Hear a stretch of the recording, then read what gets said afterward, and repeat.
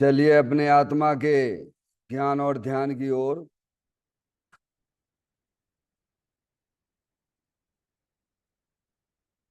अपने चंचल मन को एवं चंचल उपयोग को स्थिर करने के लिए जिनवाणी माता के माध्यम से अपनी वर्तमान ज्ञान की पर्याय में सम्यक भेद ज्ञान उत्पन्न करते हुए शरीर शरीर से संबंधित जितने भी चेतन अचेतन पदार्थ हैं उनका मुझ भगवान आत्मा के साथ में किसी भी प्रकार का कोई संबंध नहीं है।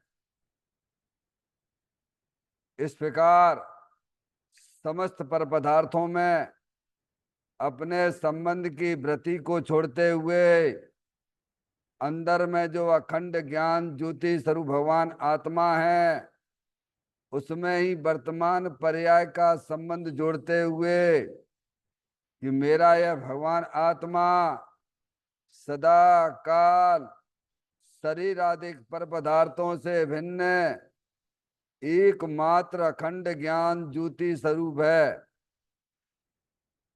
ऐसा अपने आप को जानो और ऐसा ही अनुभव करो कि वर्तमान में ही मेरा यह भगवान आत्मा शरीर आदि पर पदार्थों से भिन्न एकमात्र अखंड ज्ञान ज्योति स्वरूप ही है।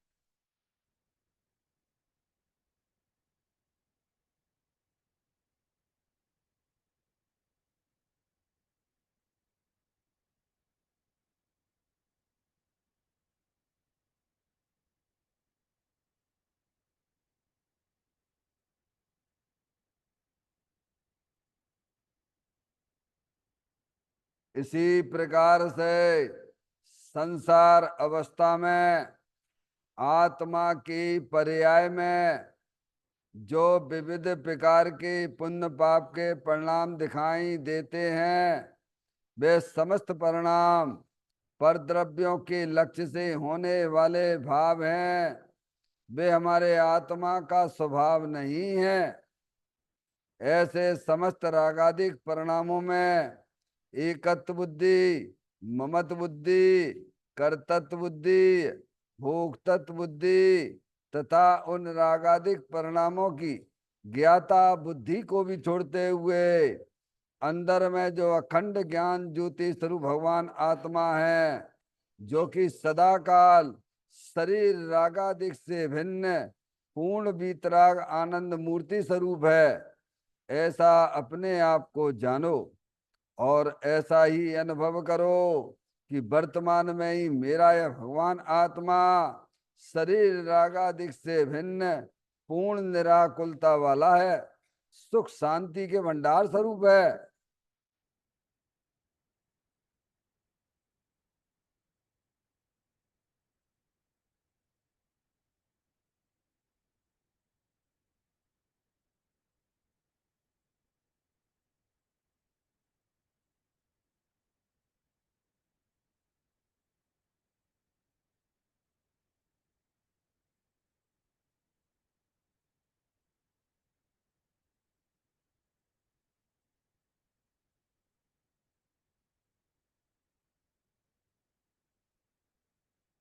इसी प्रकार से संसार अवस्था में आत्मा की पर्याय में जो पर के लक्ष्य से होने वाला ज्ञान है वह परलक्षी ज्ञान भी हमारे आत्मा का स्वभाव नहीं है। वह तो इंद्रिय जनित ज्ञान है। इस प्रकार शरीर रागादिक और परलक्षी ज्ञान की पर्यायों से भी भिन्न मैं तो एकमात्र अखंड ज्ञान ज्योति स्वरूप भगवान आत्मा हूं। ऐसा अपने आप को जानो और ऐसा ही अनुभव करो कि वर्तमान में ही मेरा यह भगवान आत्मा शरीर रागादिक और खंड खंड ज्ञान की पर्यायों से भी भिन्न एकमात्र अखंड ज्ञान ज्योति स्वरूप है।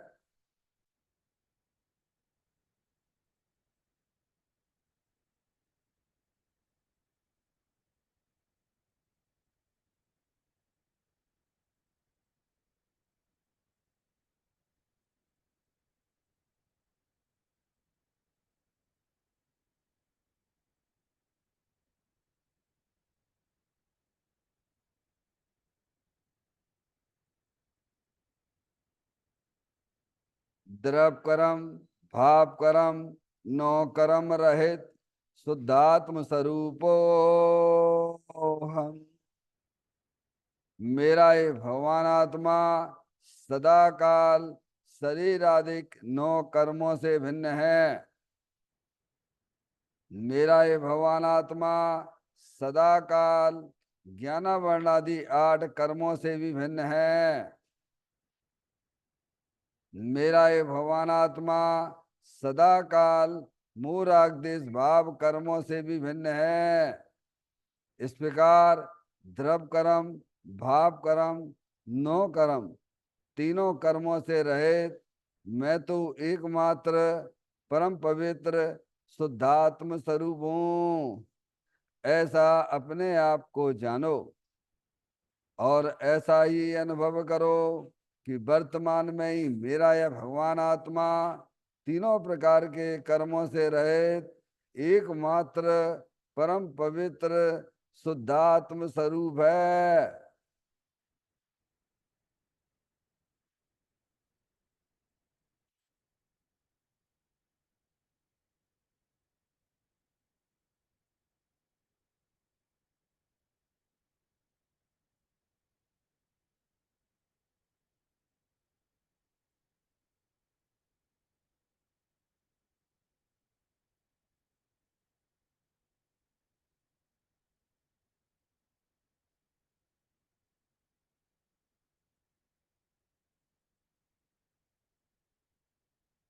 ओम नमः सिद्धेभ्य। ओम नमः सिद्धेभ्य। ओम नमः सिद्धेभ्य। चिंतामणि सम स्वयं का चैतन्य तत्व महान है। निज का करूं मैं चिंतवन, निज का करूं श्रद्धान में। शुद्धा तुम्हारी देव है जो गुण अनंत निदान है।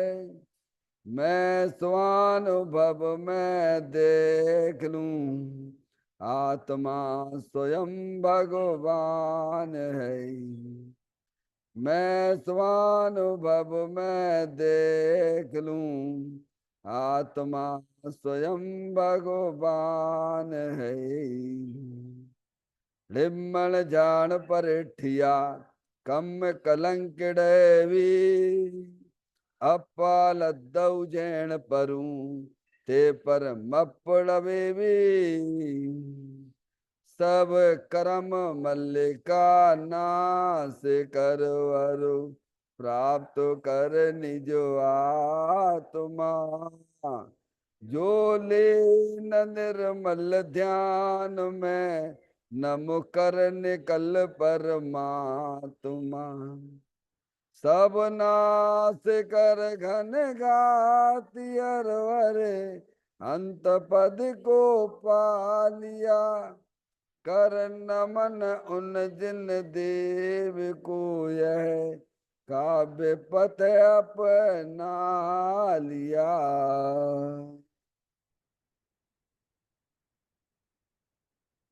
श्री योगसार जी नामक परम आध्यात्मिक ग्रंथ स्वाध्याय हेतु में विराजमान है। आज से 1400 वर्ष पहले इस महान पवित्र ग्रंथ की रचना दिगंबर संत योगेंद्र महाराज जी हुए हैं। उन्होंने इस महान पवित्र ग्रंथ की रचना की और उन्होंने इस ग्रंथ का नाम योग सार जी रखा। योग सार जी का सीधा सा अर्थ है मुक्ति के मार्ग में। योग का मतलब जोड़ होता है, किसका किसके साथ में जोड़ करना। तो अरियंत परमात्मा कहते हैं कि अपनी वर्तमान शुद्ध ज्ञान की पर्याय का अंदर में जो अपना त्रिकालिक ध्रुव भगवान आत्मा जो सदा काल द्रव कर्म भाव कर्म नो कर्म से रहित एकमात्र अखंड ज्ञान ज्योति स्वरूप है। ऐसी गायक प्रभु परमात्मा के साथ में अपनी वर्तमान सुत ज्ञान की पर्याय का संबंध जोड़ने का नाम योग है, जिसे शास्त्रीय भाषा में सम्यक दर्शन, सम्यक ज्ञान भी कहते हैं। और चैतन्य भगवान आत्मा में ही अपनी वर्तमान पर्याय को मग्न कराना, लीन करना, स्थिर करना, उसे सार कहते हैं, यानी सम्यक चारित्र कहते हैं। तो योग सार क्या हो गया? सम्यक दर्शन, सम्यक ज्ञान, सम्यक चारित्र वाली निर्मल पर्याय, पवित्र पर्याय, जो अपने आत्मा के आश्रय से प्रकट होती है, इसे यहाँ योग सार कहते हैं। देखिएगा, योग सार ग्रंथ के माध्यम से हम और आप यहाँ पर 54वें नंबर की गाथा का स्वाध्याय चल रहा है, जिसमें दिगंबर संत हमें यही समझाना चाहते हैं इस गाथा के माध्यम से, इंद्रिय व मन के निरोध से सहज ही आत्म अनुभव होता है। क्या मतलब इसका? इंद्रियां और मन दो प्रकार के होते हैं, एक द्रव इंद्री और एक भाव इंद्री। ऐसे मन भी होता है नहीं? शरीर परिणाम को प्राप्ति द्रव इंद्रियां, पांचों इंद्रियां, और अंदर जो मन की रचना है वो द्रव मन, और उसमें जो ज्ञान का प्रवर्तन होता है वह कहलाता है भाव इंद्रिय और भाव मन। द्रव इंद्रियां तो अपनी जगह हैं, समझ? ये तो जो एक ढांचा है, एक शरीर क्या है, और इसके अंदर जो झांकने वाला अपना चेतन भगवान आत्मा है। खिड़की से देखते नहीं, एक मकान में कोई व्यक्ति है, इस खिड़की से, इस खिड़की से, इस खिड़की से ऐसा देखता रहता है। ऐसे ही ज्ञान अपना भगवान आत्मा ज्ञानानंद स्वरूप है, कभी स्पर्श इंद्री के माध्यम से बाहर जाता है, कभी रसना इंद्री के माध्यम से। समझ गए नहीं आप? तो कहते हैं जब इनका रुक जाना हो जाता है, किसका रुकना? कौन बाहर जा रहा है? कहते हैं शुद्ध ज्ञान जाता है ना बाहर, पर का लक्ष्य करके, पर को अपना जानने से, पर को अपना मानने से, पर में राग द्वेष करने से, है नहीं, तब ये रुक जाता है। समझ गए नहीं आप? ये रुकता है, कैसे रुकता है? तो कहते हैं भेद ज्ञान ज्योति जलाइए, वस्तु स्वरूप का सच्चा ज्ञान करिए। समझ में आया भैया? तो ये जो है मन पंछी मर जावे, वस्तु विचारत ध्यावते मन पावे विश्राम, ऐसा लिखा ना, बनारसी दास जी ने लिखा ना, वस्तु स्वरूप विचार कर मन पावे विश्राम। जहाँ द्रविंद्रियां और उनके निमित्त से होने वाले जो ज्ञान का प्रवर्तन और भावेंद्री भाव मन, समझ गए ना आप, उनका जब प्रवर्तन रुक जाता है, वो कैसे रुकता है? कि वस्तु स्वरूप विचार कर मन पावे विश्राम। समझ में आया? वस्तु स्वरूप का सच्चा विचार करिए। सब वस्तु स्वरूप का क्या विचार करें? ये शरीर जो है, ये जुदी वस्तु है, जड़ है, अंदर एक आठ कर्मों की रचना है। समझ में आए? और ये मोह राग द्वेष के परिणाम भाव कर्म, समझ गए ना आप, ये आश्रव तत्व है, और अंदर चेतन भगवान आत्मा है। इतना ज्ञान पहले अपने ज्ञान में पक्का निर्णय कर लीजिए आप। फिर क्या करना? कि जो आत्मा की पर्याय में जो नया नया ज्ञान उत्पन्न होता है, तो नया नया होता है, नया नया होता है, और जो रागादिक परिणतियां पर्याय में होती हैं, हमें शरीर में नहीं होते रागादिक परिणाम, कहाँ होते हैं? हमारे आत्मा की पर्याय में जो दुखी दुख रूप पर्याय है ना, वो आश्रव तत्व है। क्या है पारसमणि? वो आश्रव तत्व है। और वो राग भी, चाहे वो अशुभ राग हो, चाहे वह शुभ राग हो, वो नया नया उत्पन्न होता है, वो पर के कारण से भी नहीं होता, ध्यान रखना। क्या कह रहे? अपनी आत्मा में जो दुख रूपी पर्याय होती है ना, जो आश्रव तत्व होता है, वह पर के कारण से नहीं होता है। वे तो जनवाणी में उपचार से उसे कहा गया है। क्या कहा भैया? कोई कहे कर्मों के कारण से होता है, कर्मों के कारण से भी नहीं होता है। समझ में आया? वो तो कर्मों पे आरोप लगा के बात की गई है। जैसे आप मेरे से पूछो कि पंडित जी साहब आज आप लेट क्यों हो गए, क्या तो हम कोई ना कोई तो कारण बताएंगे आपको। अरे कोई ना कोई कारण बताएंगे, तो आप समझ जाओगे कि हाँ इस वजह से हुए। लेकिन ये वास्तविक कारण नहीं है। क्या कह रहे हैं? इसके पीछे एक अलग फिल्म चल रही है। समझ में आया भैया? क्या कुछ हमारा राग होगा ना, राग के कारण से हम लेट हुए, काय कारण से हुए हैं? उपचार से कहा जाता है कि उस व्यक्ति के कारण से आप लेट हुए। व्यवहार में भाषा व्यवहार की बोली जाती है, फिर परमार्थ में क्या है? हमारा राग था उस व्यक्ति के प्रति, इसीलिए हम वहां रुक गए। तो ये राग भी हर समय नया नया उत्पन्न होता है। क्या कह रहे भैया? हर समय पुराने राग से वर्तमान के राग का कोई संबंध नहीं है। क्या कह रहे भैया? हर समय नया नया, चाहे अशुभ राग हो चाहे शुभ राग हो। समझ गए? ऐसा ज्ञान जब जीव की ज्ञान में होता है, ये वस्तु स्वरूप का अंग है ये भी। क्या कह रहे हैं? वस्तु स्वरूप विचार के मन पावे विश्राम।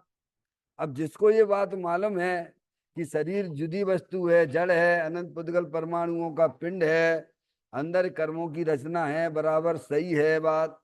समझ में आए भैया? और ये रागादिक परिणतियां हैं, मोराग देश के परिणाम में आश्रव तत्व हैं, और ये आश्रव तत्व भी हर समय नए नए उत्पन्न होते हैं। और अंदर अपना चेतने से भगवान आत्मा अविनाशी रूप से विद्यमान वस्तु है। तो अभी जब इसके पास में ये ज्ञान जिसके पास में है, वस्तु स्वरूप का सच्चा ज्ञान जिसके पास में है, तो वो क्या करेगा? वस्तु स्वरूप विचार के ही मन पावे विश्राम।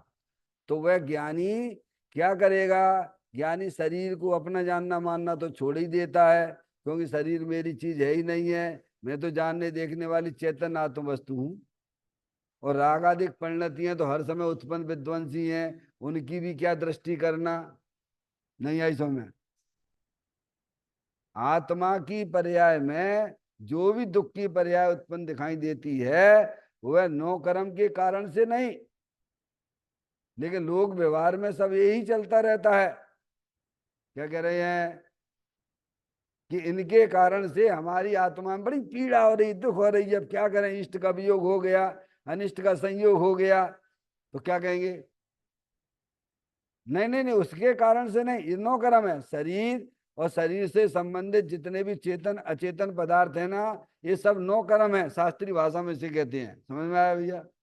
लेकिन हमारे दिमाग में अनादि काल से वही अभ्यास पड़ा हुआ है ना, नो कर्म का अभ्यास पड़ा हुआ है ना। क्या कहा? भाई साहब आप दुखी क्यों हो? वो लड़का हमारी बात नहीं मानता ना, इसीलिए दुखी है। आप दुखी क्यों हैं? क्योंकि हमारे पास मकान नहीं है ना, इसके लिए। हमारे पास पैसा नहीं है, इसीलिए दुखी हैं। जबकि ये बात 100% झूठी है। समझ में आया भैया? आपके हमारे आपके आत्मा में जो दुख रूपी पर्याय आती है, वह नो कर्म के कारण से तो नहीं आती है। बराबर ये निर्णय करके चलिए आप। निर्णय करना पड़ेगा भगवान। बिना निर्णय के आप समझो कि हम जो है भैया हमारा संसार का अभाव हो जाए और सुख रूपी पर्याय आ जाते, कहते ना आएगी। ज्ञानी के पास में निर्णय है, वस्तु स्वरूप विचार के ही मन पावे विश्राम। हमें क्यों वो एकदम जो है वो निराकुलता के उसमें चला जाता है? बताइए आप समझे नहीं? उसको अपने आत्मा की दृष्टि क्यों हो जाती है? क्योंकि उसके ज्ञान में वस्तु स्वरूप का बराबर ज्ञान चल रहा है, बराबर हर समय हर समय हर समय। तो ये अभ्यास किया ना उसने, जनवाणी माता के द्वारा अभ्यास किया है ना, तो वो रागादेख परिणतियां। जैसे भगवान के अपन जो है भगवान की तरफ देखते हैं, भगवान की पूजा करते हैं, समझ में आए?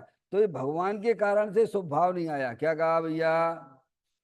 जैसे आकुलता वाली परिणाम है, घर में किसी का वियोग हो जाने पर, समझ में आए भैया, या कुछ कमी होने के कारण से नहीं है अशुभ परिणाम। ऐसे ही आत्मा की पर्याय में जो शुभ कसाय की मंदता हुई है, वह भगवान की प्रतिमा के कारण से नहीं हुई है। समझ में आती है बात?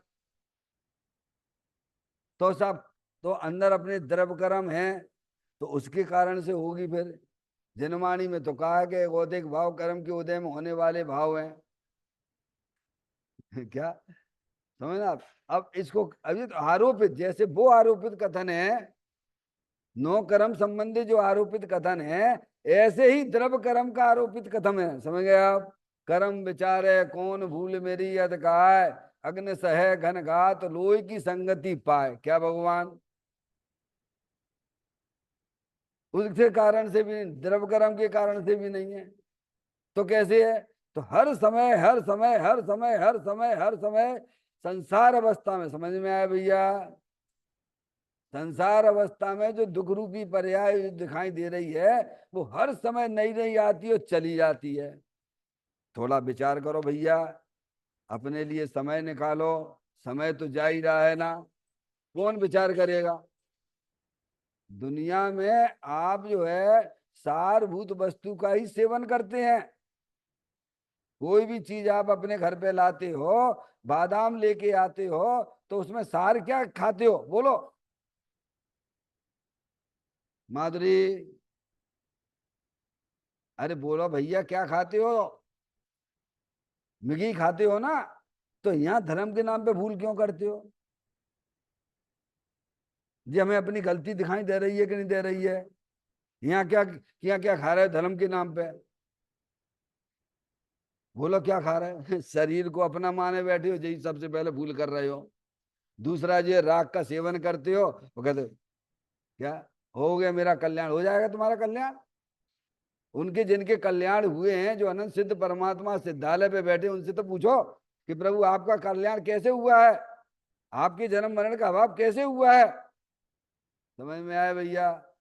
जब हम लौकिक में सार वस्तु का ग्रहण करते हैं तो धर्म के नाम पे सार वस्तु भगवान ने बताई है ना।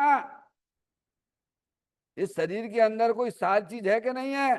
तीन भुवन में सार बीतराग विज्ञानता, शिव स्वरूप शिवकार नमो त्रियोग समार के। क्या भगवान ऐसे ज्ञानी भेद ज्ञान पूर्वक अंदर जो सार अपना चेतन भगवान आत्मा जलल ज्ञान ज्योति स्वरूप है, उसको उसका सेवन करते हैं। समझ गया? वो कैसे आया? द्रव इंद्री और भाव इंद्री, द्रव मन और भाव मन पे विजय प्राप्त कैसी गई? कैसे किया? वस्तु स्वरूप विचार कर मन पावे विश्राम। आप वस्तु स्वरूप का विचार अपने जीवन में लाइए, देखिए आपके जीवन में सहजता नहीं आ जाए तो आप जनवाणी माता से पूछ लीजिए। क्या इस समय भगवान कहते, ज्ञानी कहते हमारे पास आओ ना, पर आप विचार तो करो सहजता लाने का। सहजता द्रव स्वभाव के अवलंबन से आएगी ना। अंदर अपना विनाशी वस्तु है ना, है कि नहीं है बोलो? या तो ना करो या हाँ करो, दो में से एक करना पड़ेगा। है तो है, तो ज्ञान का परिवर्तन यहाँ होने लग गया तो सहजता तो अपने आ गई। सहजता का मतलब क्या है? मोह राग द्वेष रहित परिणाम, बीतराग रूप परिणाम, वो कहलाता सहजता। और वो सहजता अपने द्रव्य स्वभाव के आश्रय से आती है भगवान, उसे भगवान धर्म कहते हैं। क्या भैया? तो यहाँ यही लिखा है, इंद्री व मन के निरोध से, निरोध यानी रुक जाना। किनका? भाव इंद्री और भाव मन। द्रव्य इंद्रियां तो अपनी जगह हैं, इन्हें तो उपचार से जीतना कहा जाता है। विजय कहाँ करी? उसने परिणामों में प्राप्त करी है। कहाँ करी है? सब खेल कहाँ होने हैं? और अज्ञानी जीव क्या करता है? उसकी दृष्टि कहाँ पर है? द्रव्य इंद्रियों पर है। क्या है? समझ में आया भैया? अब यहाँ पर मन पावे विश्राम, वस्तु स्वरूप विचार कर मन पावे विश्राम। क्यों विश्राम क्यों करने लग गया मन? सब संकल्प विकल्प धराशायी हो जाते हैं। समझिए आप, जब उपयोग समझ परद्रव प्रभाव और पर्यायों से भी विमुख होता हुआ, पर्याय समझ गए ने, आश्रव रूपी पर्यायों से भी विमुख होता हुआ अंदर जो अविनाशी वस्तु की तरफ परिवर्तन करता है, मन अपने आप विश्राम को प्राप्त हो जाता है। समझ में आया भैया? तो सहज ही आत्मनुभव होता है। अब देखिएगा इसकी अंतिम चर्चा की तरफ भी चलेंगे अपन, अभी तो थोड़ा टाइम है इसमें अंतिम चर्चा का। देखिए, सर्वज्ञ परमेश्वर त्रिलोकीनाथ ने जैसा आत्मा कहा है और देखा है, वैसे ही तेरे आत्मा को तू देख और स्थिर हो, यही करने लायक कार्य है। आत्म स्वभाव में एकाग्रता होते ही राग घटता है और बीतरागता भाव का विस्तार होता है, आनंद सा प्रकट होती है, और यही कर्तव्य है। बोलो भैया, कितनी सुंदर बातें बोलो। माँ जनवाणी माता कैसे कैसे बता रही, बोलो भैया। तो अभी हम अपने आप को ना सुलझा पा रहे हो। जनवाणी माता मिली और तुमने अपने उपयोग को सुलझा के नहीं पाए तो बोलो क्या मतलब, क्या निकला भगवान। ज्ञान ही तो सुलझा के बैठेगी। इससे पहले उलझन है ना, उलझन पहले आया था, इससे पहले वाली गाथा में उलझन, उलझन का पर्याय में लेके बैठे हैं। उलझन कहाँ होती है, कहाँ सुलझना होता है, द्रव्य स्वभाव में थोड़ी सुलझना है। द्रव्य स्वभाव तो तीनों का एक रूप है। पर्याय में उलझन थी और वेद ज्ञान के द्वारा पर्याय में सुलझ गया। समझ में आया भैया। देखो कहते हैं सर्वज्ञ परमेश्वर त्रिलोकीनाथ ने जैसा आत्मा देखा है। सर्वज्ञ परमेश्वर कौन है? सर्वज्ञ अरियंत परमात्मा और सिद्ध परमात्मा। समझ में आए भैया। दुनिया में वे ही सर्वज्ञ हैं जिन्होंने अपनी आत्मा की पर्याय में अनंत दर्शन, अनंत ज्ञान, अनंत सुख, अनंत वीर जैसी परिपूर्ण निर्मल पर्याय प्रकट की हैं। वे अरियंत परमात्मा हैं। वे ही दुनिया में एक सर्वज्ञ हैं। समझ में आए भैया। ये तुम्हारे जो चल रहे हैं काल्पनिक चल रहे हैं ना, वे कोई सर्वज्ञ अर्वज्ञ नहीं है। देखो जनवाणी माता ने कितना बड़ा उपकार कर दिया, सबसे दृष्टि आपकी हटा दी, एक बीतरागी देव के पास में आपका ज्ञान प्रवर्तन करने लग गया। ये उपकार उपकार नहीं दिखता है हमको क्या? अरे बोलो भैया हाँ या ना। देखो नहीं सर्वज्ञ के नाम पे कितना कितना कितना कितना मार्केट में चल रहा है। देख लो आप मंदिर मंदिरों में क्या चल रहा है। वहां से आपको गृहीत मिथ्यात से बचा दिया। कितना कितना बड़ा उपकार किया बीतरागी देव ने। समझ गए नहीं आप? यही सच्चे देव हैं, यही सच्चे देव हैं। समझ में आया भैया। जैसे किसी डॉक्टर, दुनिया भर से आप परेशान थे शरीर से नाना प्रकार से हैं, अब किसी ने समझदार ने बता दिया भैया ये तुम्हारा रोग कोई रोग ही नहीं है, इससे बड़ा रोग भी हमें था, ऐसा ही था, लेकिन हमने इस डॉक्टर का इलाज किया तो हम स्वस्थ हो गए। पारसमणि, हाई बात समझ में। ऐसे ही यहाँ पर भी समझ में आया भैया। तो उसने कितना उपकार किया, अन्य डॉक्टरों से दृष्टि आपकी हटा दी और अंदर में एक जो है क्या लाया, वो एक आशा की उत्पन्नता करी। क्या करी माने? वो तो मरा जा रहा था कि नहीं सब तुम तो मन नहीं पड़ेगा, मन नहीं पड़ेगा, कोई इलाज है ही नहीं है, इसका कोई इलाज ही है ना, इलाज ही नहीं है, क्या है ना इलाज है। ऐसी आशा, ऐसी जो मान के बैठा था वो। किसी ने आके बता दिया भाई साहब कुछ भी नहीं है, तो इससे बड़ा रोग हमारा था, हम ठीक हो गए। अंजन जैसे निरंजन हो गए भैया। तुम कौन से पाप कर रहे हो? समझ में आया भैया। तो अब उसकी सारी दृष्टि हटी के नहीं। देखो अपने यहाँ पर समय सारजी में 17वें 18वें नंबर की गाथा भी है। जिसे धन चाहिए पहले किसको जाना है? धनार्थी को क्या चाहिए सबसे पहले? पहले राजा को जाने। मनुष्य मनुष्य तो बहुत सारे हैं, तुम्हें धन चाहिए ना, तो राजा की पहले पहचान करो, राजा के लक्षणों से पहचान करो। जब आप पहचान करने जाओगे तो अन्य अन्य लोगों से, सामान्य लोगों से दृष्टि हट गई कि नहीं हट गई? बोलो। ऐसे ही सर्वज्ञ देव जनवाणी माता ने हमारे ऊपर बहुत बड़ा उपकार किया है। समझ में आया। अन्य देवी देवताएं जो काल्पनिक है ना, अरे भगवान तो वे होते हैं, बीतरागी होते हैं, जिन्होंने अपनी पर्याय में अनंत दर्शन, अनंत ज्ञान, अनंत सुख, अनंत वीर जैसी परिपूर्ण निर्मल पर्याय प्रकट करी है। वे सर्वज्ञ हैं। सकल द्रव्य के गुण अनंत पर जाए अनंता, जाने एक ही काल प्रकट केवली भगवंता। समझ में आया भैया। तो कहते सर्वज्ञ परमेश्वर त्रिलोकीनाथ, तीन लोक के नाथ। क्या जैसा आत्मा का है। अब इनके ज्ञान से कोई बात छुपी है? बोलो भैया। अरियंत परमात्मा के ज्ञान से कोई बात छुपी है क्या? अरियंत भगवान तो ऐसे हैं कि तुम्हारे पूर्व में जो है ना निगोद में थे, और जो आए अनंत काल पहले की एक एक समय की पर्याय भूत की वर्तमान बत जानते हैं, और जो पर्याय नहीं हुई है ना उनको भी वर्तमान में जानते हैं। कैसे वे सर्वज्ञ हैं। हम आप तो केवल इतना ही जानते हैं, पारसमणि आप बैठे आप बैठे आप बैठे हैं। समझ में आया? क्यों ऐसा नहीं होता है क्या? जैसे कोई जो रहते हैं ये पता लगा ले तो सूर्य ग्रहण कब पड़ेगा, इतने बजे पड़ेगा, वहां से देखिए, ऐसा भी ज्ञान है कि नहीं है? हमने बताया वो पानी जो धरती के नीचे इतने फीट में पानी मिलेगा, ऐसा भी ज्ञान वाला है कि नहीं है? तो ऐसा भी ज्ञान वाला है कि नहीं है? भगवान आत्मा रूपी है। समझ में आया भैया। तो सर्व भगवान ने कैसा देखा है? वे तो सभी घट घट की सबकी जानते हैं, पर्याय पर्याय की जानते हैं, उनके ज्ञान से कोई बात छुपी ही नहीं है। तो लोकीनाथ है वे भगवान। कैसा बना भगवान आत्मा को देखा है? अपना आत्मा किसकी बात है? अरे भैया कौन हो हम सब?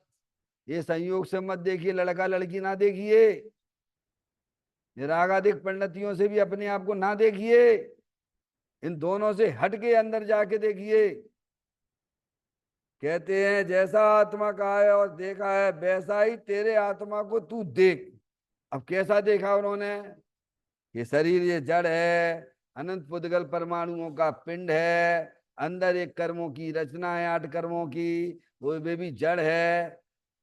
और तू चेतनेश्वर भगवान आत्मा है, अनंत शक्तियों से भरेलो है। अभी आप 47 शक्तियों का पाठ कर रहे थे, ये शक्तियां इतनी ही नहीं है अपने आत्मा में, अनंत अनंत शक्तियां को मारा मालिक हूं मैं। काय का मालिक हूं हम? काय के मालिक बने बैठे हैं?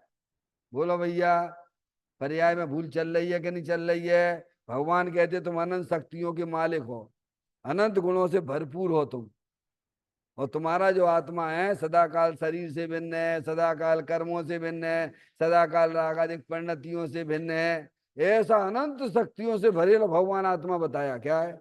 और हम क्या कर रहे हैं? वे कह रहे हैं कि तुम शरीर से रहे, तो हम शरीर से सहित देख रहे हो, तो तुम्हें अपनी गलती दिखती है कि नहीं दिखती है? बोलो। हम अपने आप को कैसा देखते हैं? बाहरी संयोगों से देखते हैं, मैं करोड़पति हूं, मैं अरबपति हूं, मैं खरबपति हूं। कहां से देखते हो? तुम्हारे पास है एक आध कछुआ है, तुम यहाँ सिंगल बैठे हुए हो भैया, शरीर से भी सिंगल बैठे हुए हो। काय के अरबपति खरबपति बन के ऊपर बाहर की संपदा से तुम अपने आप को क्यों दीनहीन देखते हो? समझ में आए भैया? चलो वहां से हटो। फिर मैं शरीर वाला हूं, तो इन भगवान ने ऐसा ना देखा। भगवान मना करते हैं, शरीर जुदी वस्तु है, जड़ है, अनंत पुद्गल परमाणुओं का पिंड है, हर समय इसके परमाणु आ रहे हैं और जा रहे हैं, ऐसा भगवान ने देखा है। जब आप सिद्ध चक्र मंडल विधान की पूजा करते हो ना, उसमें सारी बातें ये सब आपको मिलेंगी, आपको वेद ज्ञान की बात है। समझ में आया? तो कहते हैं जैसा भगवान ने देखा है आ, वैसा ही तेरा आत्मा है। होंगे ना रागा देख, हम रागा क्या देख करते, क्या करते हैं? या तो मैं शरीर से शायद देख रहा हूं, ये भी मिस्टेक। मैं कर्म वाला भी नहीं हूं, मैं तो बीतरागी मूर्ति भगवान आत्मा हूं। तो ऐसा देखो ना भगवान, और ना अपने आप को राग से देखो। राग तो आने जाने वाली चीज है, बोलो आती जाती है कि नहीं है? बोलो भैया, एक आध परिणाम तुम्हारे राग के पुलाने वाले अभी तुम्हारी पर्याय में है क्या? अरे बोलो भैया। माधुरी, जितने जितने राग तुम्हारे पीछे भई, आधा घंटा पहले, 1 घंटा पहले, 10 मिनट पहले, वो राग का परिणाम अभी है क्या? और तुम हो के नहीं हो? उस समय भी घर में भी जानने वाले थे, यहाँ भी जानने वाले हो के नहीं हो? हैं? तो वहां उपयोग क्यों नहीं जाता है? अपने आप को राग से संयुक्त क्यों देखते हो? जो गाता ही है असंयुक्त है भगवान आत्मा, 14 नंबर ही गाता है, राग से असंयुक्त है। पुरुषार्थ सिद्धि उपाय में आचार्य अमृतचंद देव ने भी बहुत बढ़िया बातें लिखी वहां में। क्या है? आत्मा कर्म से रहित और देखता है कर्म से संयुक्त। तो यही इसके संसार का बीज है। क्या कहा उन्होंने? 14वें नंबर क्या था? समय सार जी पढ़ना, पुराने समय सार में पीछे 14वें नंबर की गाथा पुरुषार्थ सिद्धि उपाय की दी है। आत्म जो वस्तु है सदा काल कर्मों से रहित है। समझ में आया? कर्म से रहित होने पर भी यह जीव कर्म से सहित देखता है, ऐसा प्रतिभास ही इसके संसार का बीज है। क्या है? बोलो भैया। हमारी दृष्टि हमारा उपयोग किधर पकड़ता है? अब आत्मा का तो ज्ञान नहीं है। अब आत्मा का तुम्हें ज्ञान नहीं है और आत्मा की तुम्हें रुचि नहीं है, तो उपयोग तो उसी को पकड़ेगा ना जो अनादिकाल से पर का ज्ञान है। क्या कहे? वो पर की रुचि पड़ी हुई, तो उपयोग किधर भागता है? बोलो भैया। है? तो मिस्टेक चल रही है पर्याय में।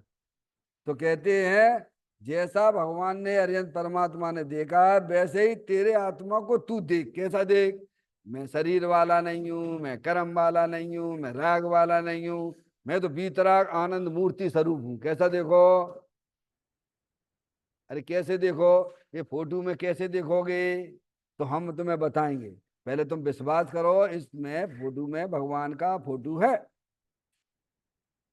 ये बेल पत्तियों को मत देखिए।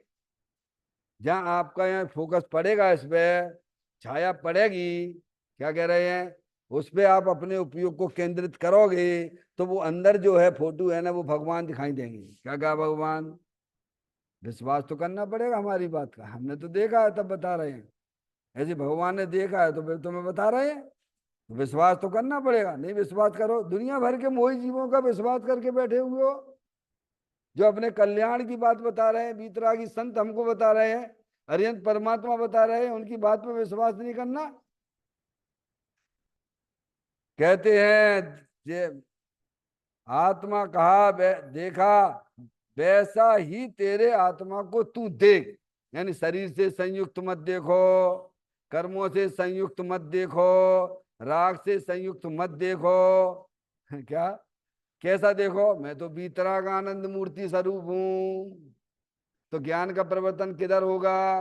किसको देखने के लिए गए तुम बोलो? हम कहे भगवान के दर्शन करो। तो भगवान के दर्शन में सड़क पे होके खड़े होके करोगे, कि अंदर आओगे भगवान की तरफ देखो तो भगवान के दर्शन होंगे? तो बंदा बाहर बाहर अंदर होना चाहिए ना। ऐसे ही जो है, यहाँ आप जब यहाँ आप अपने भगवान आत्मा को देखने जाओगे, तो आपका उपयोग का परिवर्तन किधर होगा? बाहर होगा कि अंदर होगा? तो अंदर कभी तुमने देखा है क्या? देखने का कभी प्रयास भी किया है क्या? अब फिर कहते भगवान हम कह रहे हैं। हाँ, तो आप भगवान कहते तो हम अतीन्द्रिय आनंद स्वरूप हैं, लेकिन हमारी पर्याय में अतीन्द्रिय आनंद है कहाँ? रेल जैसी बात है करता है। क्या कहता है बहन जी? क्या कहता है ये अज्ञानी? क्या कहता है? जब आत्मा भगवान हमारी परमात्मा ने अतीन्द्रिय आनंद स्वरूप देखा, देखा कि नहीं देखा? सुख नाम की शक्ति है कि नहीं है? तो हमारी पर्याय में सुख होने चाहिए कि नहीं होने चाहिए? कायदे से बताओ, ईमानदारी से। माधुरी, अरे होने चाहिए कि नहीं होने चाहिए? तो क्यों नहीं है? तुम देखोगे तब तब आएगा ना आनंद। मिश्री तो मीठी है, ऐसा मीठी है, तो मीठी है तो तुम्हें स्वाद आ रहा हो मीठी को? नहीं, स्वाद तो नहीं आ रहा हो। क्यों नहीं आ रहा है? क्यों? तुम सेवन ही नहीं कर रहे हो। ऐसे ही अपना भगवान आत्मा भीतर का आनंद मूर्ति स्वरूप है, और तुम कहते हो हमें पर्याय में आनंद ही नहीं आ रहा, आनंद ही नहीं आ रहा है।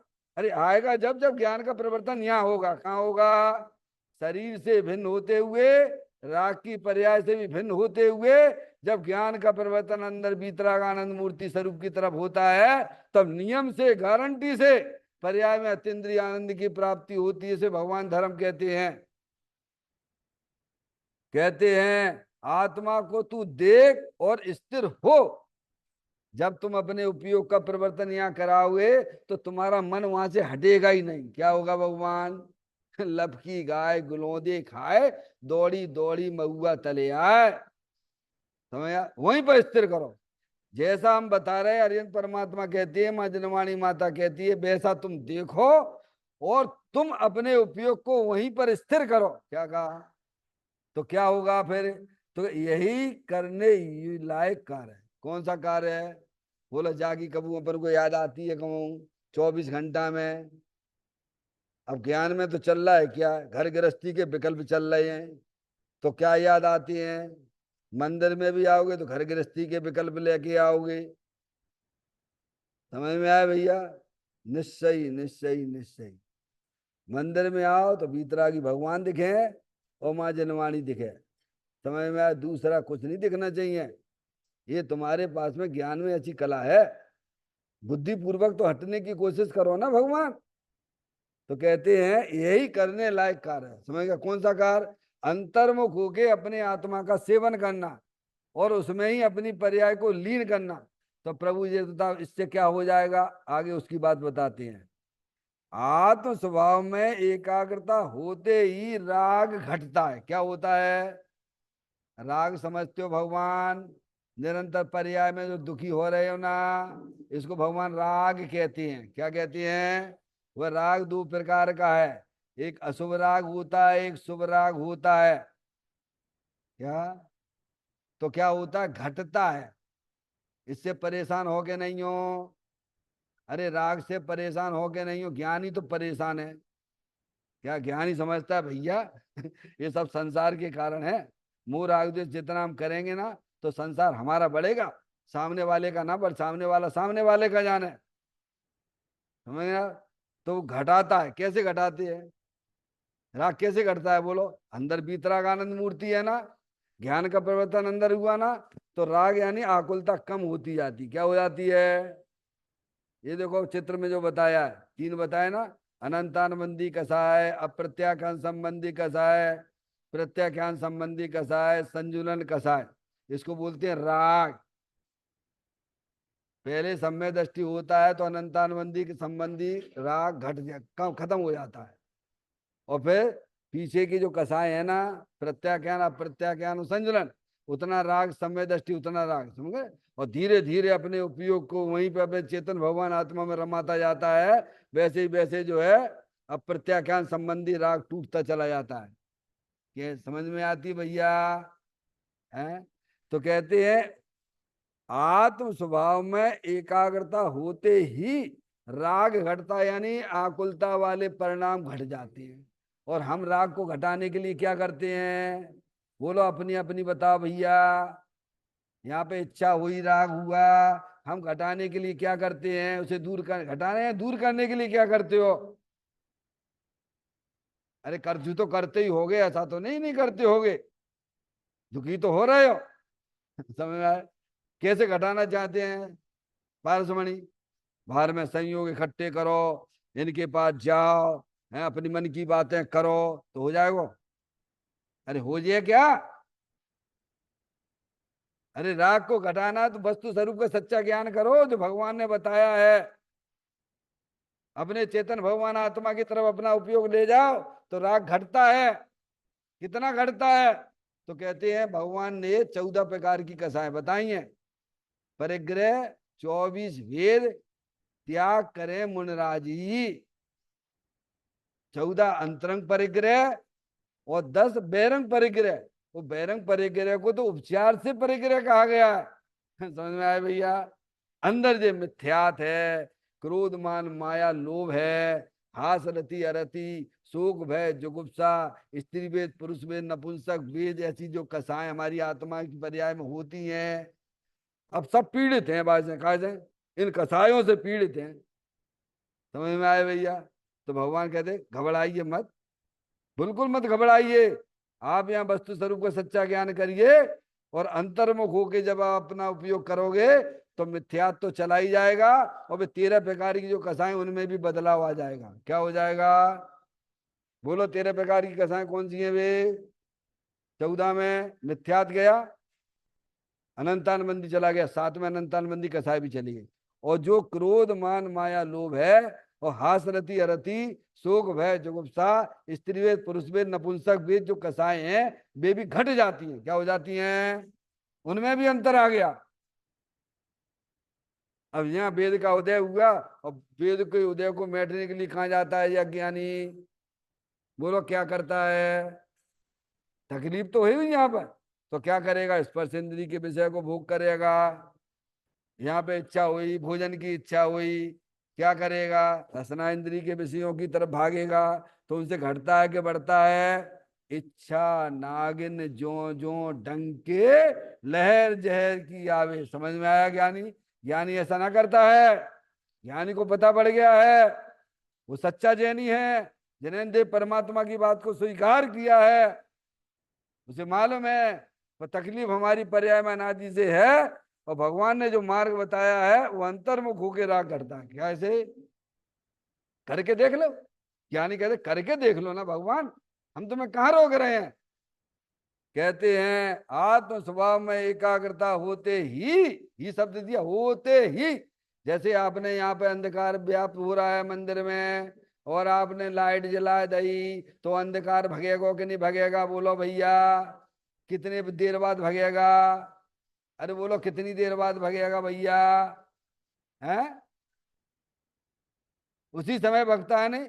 ऐसे ही जब उपयोग शुद्ध ज्ञान की पर्याय अपने द्रव्य के सन्मुख होती है तो घटते ही राग की धज्जियां उड़ जाती हैं। क्या हो जाती हैं भैया? ऐसा कोई जैन दर्शन है भैया, महान भाग्य से मिला है। आत्म स्वभाव में एकाग्रता होते ही राग घटता है, और क्या होता है साहब? दुख वाली पर्याय चली गई और बीतराग भाव का विस्तार होता है। वो कोने दिखेगो? और वो भैया वो किसे दिखेगा? अज्ञानियों को दिखेगा क्या? अज्ञानी के पास में ज्ञान का नेत्र खुला है, उसका क्या है? अंदर उसका अतीन्द्रिय आनंद बीतरा भाव बढ़ता जाता है। जैसे चंद्रमा नहीं होता, एकम का चंद्रमा, फिर दूज का चंद्रमा, फिर तीज का चंद्रमा, समझ में आए वे? धीरे धीरे अंदर बढ़ता जाता है, नहीं अंधकार दूर होता जाता है ना। देखा ना चंद्रमा? और पूर्ण चंद्रमा कैसा? पूर्णिमा के दिन पूरा चंद्रमा। तो ऐसे ही जो है अंधकार राग आदि घटते चले जाते हैं, चंद्रमा का आकार जो बढ़ता जाता नहीं, प्रकाश बढ़ता जाता नहीं। ऐसे ही ज्ञानियों की जब अंतर दृष्टि होती है तो राग घटता चला, दुख रूपी पर्याय घटती चली जाती है, और अंदर जो बीतराग भाव डेवलप होता है, क्या होता है? वो मुक्ति का कारण है। कौन सा?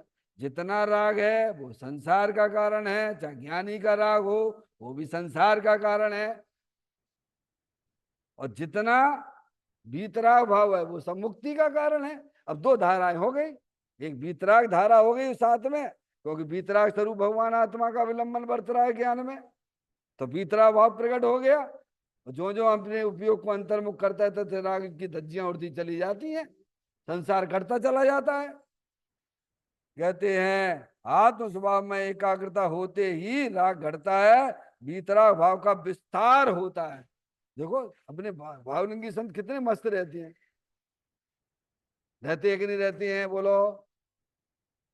चैतन्य गुफा में मुनवर बसते, अनंत गुणों में केली करते। तीन चौकड़ी कसाय का अभाव हो गया बीतरागी संतों को।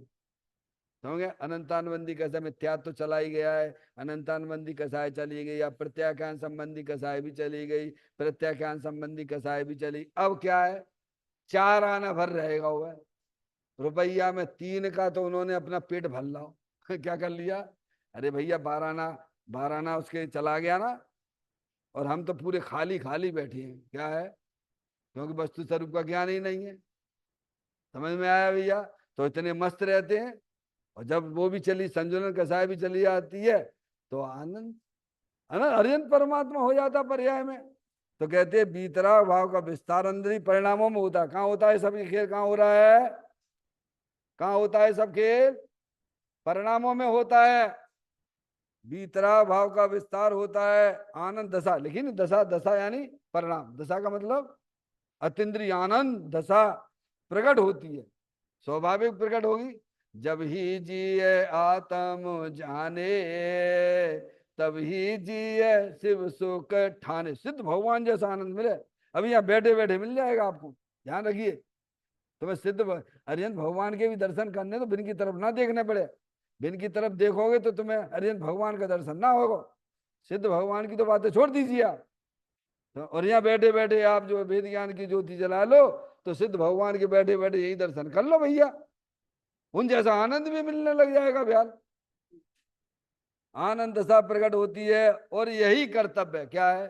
प्रत्येक जीव का कर्तव्य है। हम तो दुनिया भर के कर्तव्य दुनिया भर के लेके बैठे हम अपने माथे पे। क्या काहे के?